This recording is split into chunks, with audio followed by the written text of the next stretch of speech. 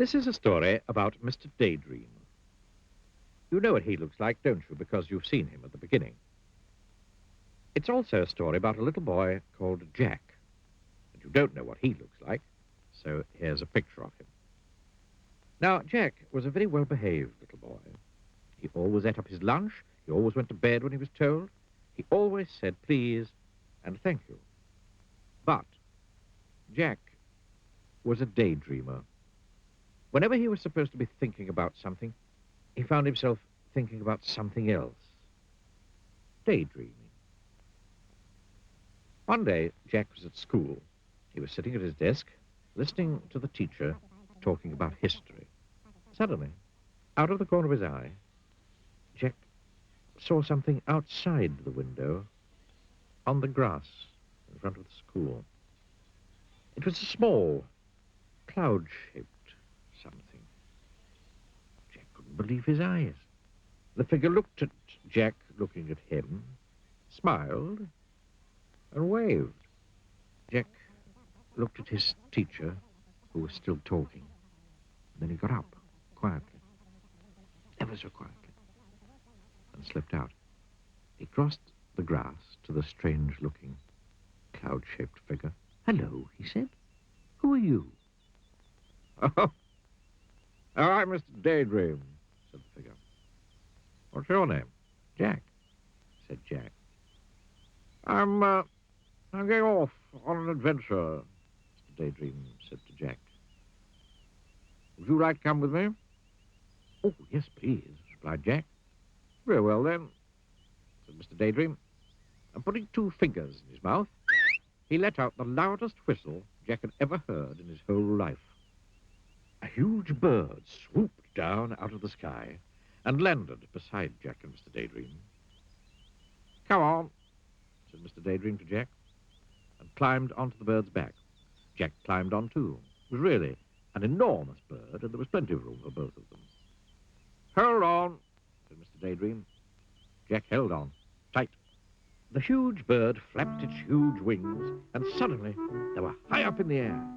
They flew over fields and farms and towns and hills and trees and valleys until they were far, far away from Jack's school. It was very exciting. Mr. Daydream turned to Jack. "How would you like to go to Africa?" he shouted. They were traveling so fast now that Jack just nodded his head and held on even tighter. And suddenly, it seemed in no time at all, there below them was Africa. The bird landed in a jungle clearing. Jack and Mr. Daydream climbed off the bird's back. It was very hot. "Come on," said Mr. Daydream to Jack. "Let's go and explore." So off they set, pushing their way through the jungle. Suddenly, in the middle of a clearing, they saw an elephant. "Hello, Mr. Daydream," trumpeted the elephant down its trunk. "Would you like a lift?" "Yes, please," replied Mr. Daydream. And the elephant reached out its trunk, picked him up, and then put him on his back. Then he reached out his trunk again, picked up Jack, and put him on his back. It was very high. The elephant carried them through the jungle until they came to a river. Then he set them down on the ground, said bye-bye, and went off into the jungle. "How are we going to cross the river?" Jack asked Mr. Daydream. "Perhaps I can be of assistance," said a particularly oily voice coming up from the river. They looked, and there was a crocodile.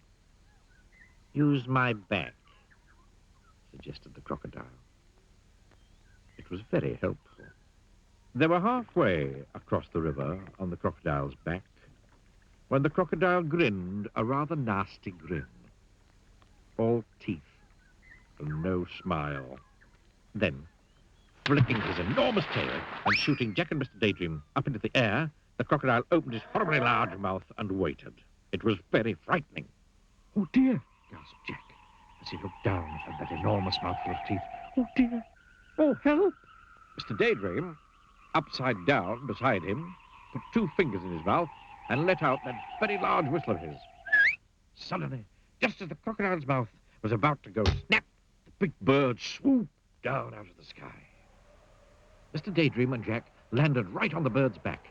"Phew," said Jack. Foiled again, said the crocodile. Well, I promised you an adventure, didn't I? Grinned Mr. Daydream. You certainly did, said Jack. And now, said Mr. Daydream, I think we'll go to Australia. They did. And Jack learned to throw a boomerang, so that it always came back to him. Now, said Mr. Daydream, I think we'll go to the North Pole. And they did. And Mr. Daydream fell right up to his middle in a snowdrift.